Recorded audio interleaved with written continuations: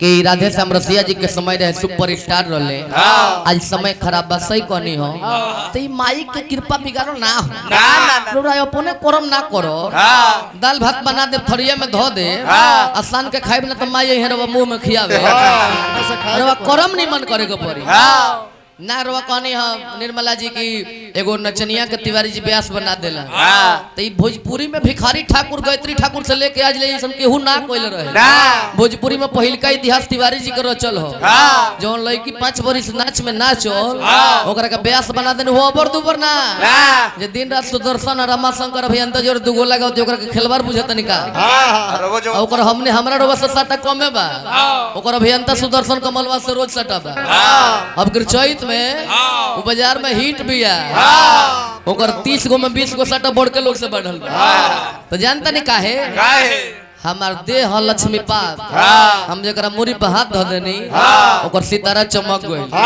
हई बबुआ में झाल बजाओ तर नया नया घरी झाल बजाबो एगो पीके राठौर ब्यास ले जा मलमलिए खोरी पाकर गइले हमरा कोठरी में गुड़ धक रोल जे बाबा गवा दी हमरा हम जे जा गवाए कहले जे गौनइए के पैसा से बाबा के निको किनाला हम जा गइबो 2 बरिस गौनी एक दिन सासाराम डिहरी गौनई होत रहे हमरा माईए के गोरी याद है हमने के जा जहां से आइल बड़ तहां तक ना पहुंचा देनी तो हम ओरिजिनल पंडित तो हम जरा के चाय दिले उ बाजार में हिट बाई कोनो बहुत बड़ बात नहीं खे ना लेकिन उ मेहनत करी तो बाजार में रही ना मेहनत करी तो फिर 2 साल के बाद गौ नहीं गवल छोड़ के लहंगा बैग में कस के ना चले अब आई गणेश जी के गीत गाओ तनी नचनिया तनी अब एगो बड़ा सुंदर हमरा लय मन पड़ल हालांकि लोई नया ना हम रागिनी विश्वकर्मा वायरल बाड़ी फेसबुक पर उहे गीत के गा के नया कोइले बाड़ी ई गीत जौन बारे हमने के झाल बजाई विजेंद्र बाबा जोरे चौहान काका से जोड़ी चले तने बड़े चौहान काका ई गीत के गावस कोनो लड़की ही हो शादी हो गइल बा लड़की बिया बॉम्बे में पढ़ल आ शादी हो गइल देहात में बर्तन माजे वाला घर लड़किया जगल के सखिया ए सखिया ना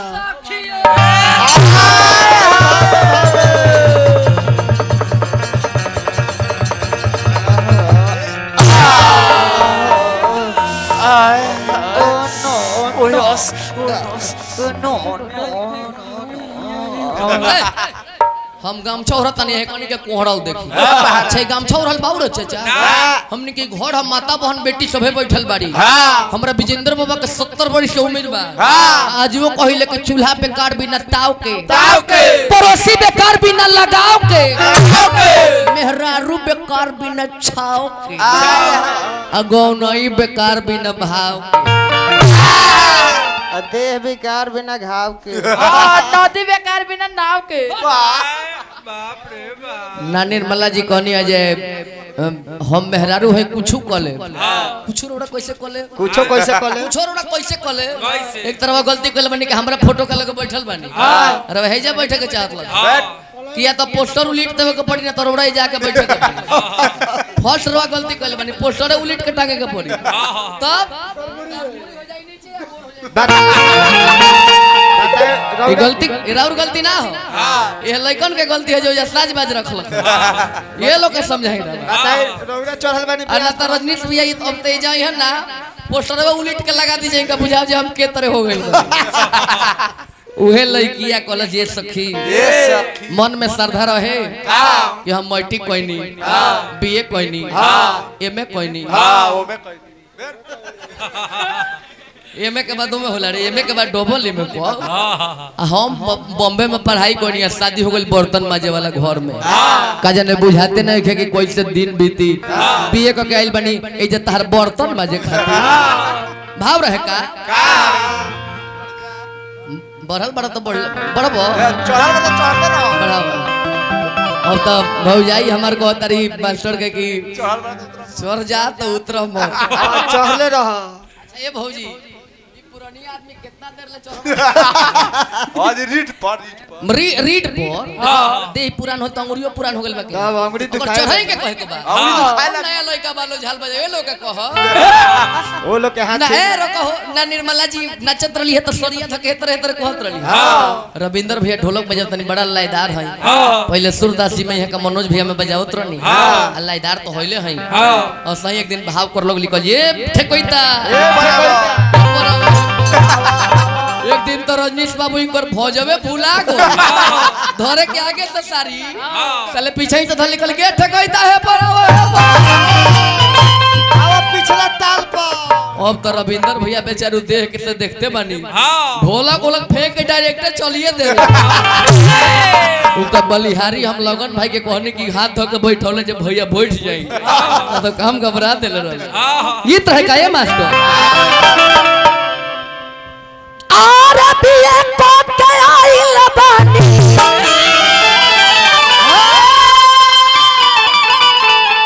ये बीए का गैल बनी तार बर्तन माजे आरबिया को के आइल बानी अरे माजे बर्तन बेला धोके तो बेला नवा धोके रोइले हो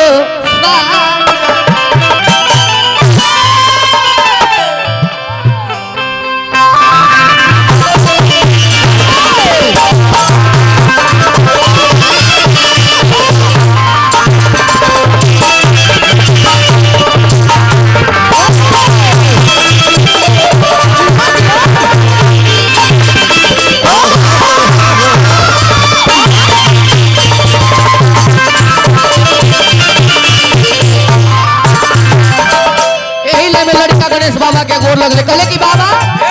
आज रजनीश भैया से कह के रौरा पहने खातिर पियर धोती मंगोले बानी रौरा भोग लगावे खातिर पियर लड्डू मंगोले बानी आज ए मराठी गांव में रौरा आवे के पड़ी ए जाके विघ्न बाधा के दूर भगावे के पड़ी आ मंगल के बरखा बरखा के लइका कहले कि बाबा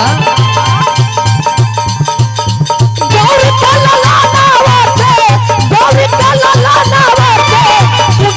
चला सिमरन में मोरा सिमरन में मोरा है बलुआ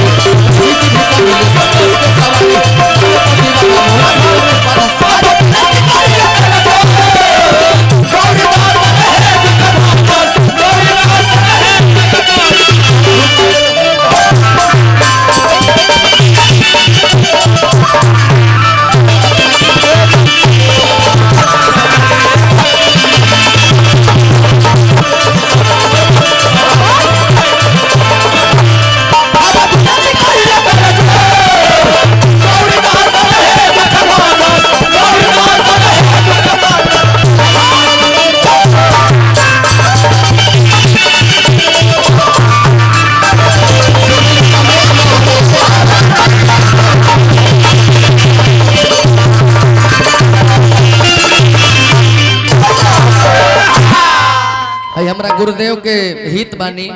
विजेंद्र बाबा के हित के माध्यम से बहुत बहुत पुरस्कार गोड़ लगनी हो परमादरणीय हमरा रजनीश भैया के माध्यम से आशीर्वाद हमरा कलाकार मुस्कान जी के माध्यम से आशीर्वाद सब राजा बन के राज करत रही सब ये महादेव से कामना करब। अब देखी तनी चचा पुरनिया लोग बानी एगो बात हमरा बुझे खातिर भौजी बाकी छोड़ देली हो कि जब रावण सीता जी के चुरा के ले गइल तो हनुमान जी के काहे लंका में भेजल गइल काहे ये अपना जान बुझा तरीका हम गाँव नहीं दुगोला चालू कर दिल बनी मैंने गठा दिले बनी देखे ही करती माँ देखिए भौजी जब देखो तू चालू कोइले बाड़ू तो नहीं पहले तारा नीमन गावे के चाहिए जो हम नीमन गई थी खिसे हम यूट्यूब चैनल लागल बा कलाकार तो सबे हो बाकी फिर के पवन सिंह जन्म ला ले तो ये बात मान ली भोजपुरी के मोहम्मद रफी के हो तो ये बात के भौजी ध्यान दियो गायक नाचे खातिर हमनियो का होता नहीं रौरो का होता नहीं मगर हमने का पवन सिंह हो जाए पावर स्टार कहाला काहे भोजपुरी के मोहम्मद रफी साक्षात माई सरस्वती के आशीर्वाद बा ओकर नाम है पवन सिंह गरहा महोत्सव होला नु बलिया में गोपाल राय करावेलन सब गायक लोग तो हिटे बा काहे ना केहू के न्योता दियाला ओजा काहे पवन सिंह के बुलावल जाला निमन सुने खातिर ना तो हमने के तो गायक है तू तो गायक बारू हमहू तो मजबूरी मनाते बनी तो तू तो गावे लुका रात भर निम्नो गावे का फिर में रहो अब बात एगो इनकर बाकी रहल सो कि हनुमान जी के लंका में काहे भेजल गइल जब रावण माता जानकी के चोरी करके लंका में लेके चल गइल आ लागल बानर भालू के सेना लोग राय सलाह करे कि आखिर लंका में जाई के तो कुछ लोग कहल जे हम आधा दूर ले चल जाई समुद्र में आधा के बाद हमरा सकाने नहीं कुछ लोग कहल जे हम चल जाई लेकिन आइब कि ना आइब एकर गारंटी नहीं खे यही में सभे अपन बात बताओल हनुमान जी मन मार के बैठ रहले याद परावल गइल हनुमान जी के हनुमान जब लइका रहले हनुमान जी ऋषि जी के जाके कुटिया में कमंडल चोरा के फेंक देस कबो कुटियबे उजारे लागोस ऋषि लोग श्राप दल के जा हनुमान तार सारा शक्ति तू भुला जाइबो जब हनुमान जी बात जानले कि ऋषि के श्राप मिलल तो कहले कि भुला जाए तो काम कैसे होई कहले जे श्राप वापस तो ना होई लेकिन शक्ति तहरा याद आई कब जब तहरा के केहू याद दिलाई तब तहरा अपन शक्ति आ जाए हनुमान जी के याद दिलाओ गई कि हनुमान तू बैठल बारो सीता के पता लगावे लंका में जाए के केहू नहीं खे तैयार हो हनुमान जी के जब याद परावल गइल हनुमान जी कहले कि जय श्री राम उड़ान भरले बीच में सुरसा भेटैली लंका में गईले अक्षय कुमार के संहार कैले अशोक वाटिका के उजाड़ कैले लंका जरा के माई के पता लगा के वापस गणेश जी के स्मरण का होता नहीं एक बार गणेश जी गाय का रूप बना लेनी चलिए नहीं कहा छपरा जिला गोदना से मरिया जहाँ हनुमान जी के खास ममहर हो हनुमान जी के नाना रह जे के नाम रहे गौतम ऋषि हनुमान जी के नानी रह जे के नाम रहे अहिल्या आ गणेश जी गाय का रूप बना के गौतम ऋषि के कुटिया पर जाके लोगनी जौ चोरे गौतम बाबा क्रोध में आके एगो कुछ चला के मार दे गोइया ओइ जे गिर के मर गइल गौतम ऋषि का गौ हत्या लाग गइल अब सारा ऋषि महर्षि लोग कहल कि गौतम बाबा तू तो गौ के हत्या कइले बाड़ो हमनी के समाज में रहबो कब जब ए गौ हत्या से उग्र होइबो जबकि कुछ चला के मरला से गाय का नाम मरे के चाहिए होय देखे विधि के तले पैसा आ बीच में पैसा आ गइल प्रमादरणीय चाचा जी जे जयनाथ प्रसाद सिंह जी जे टीचर बानी हमने के 100 रुपया आशीर्वाद देनी चाचा के गोड़ लगनी हम रजनीश भैया के पिताजी बानी नारायण जी धन जन से घर भरले रही चल क्या कहले के ए बाबा कि एक परे समैया बाबा अरे बन गइल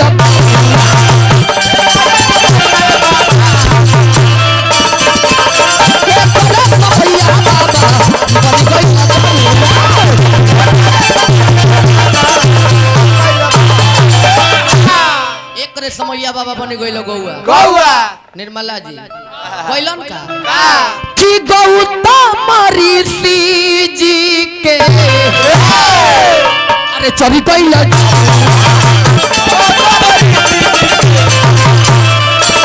गौतम ऋषि जी के चली गइल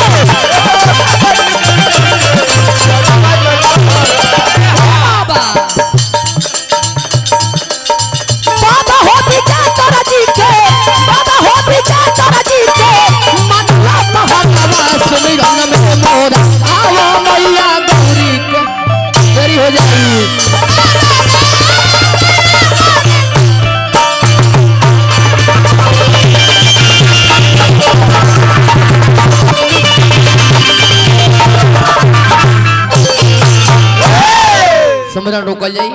लास्ट में माई के नाम के जय बोल दिया खा हो जा मुस्काना वो लेकिन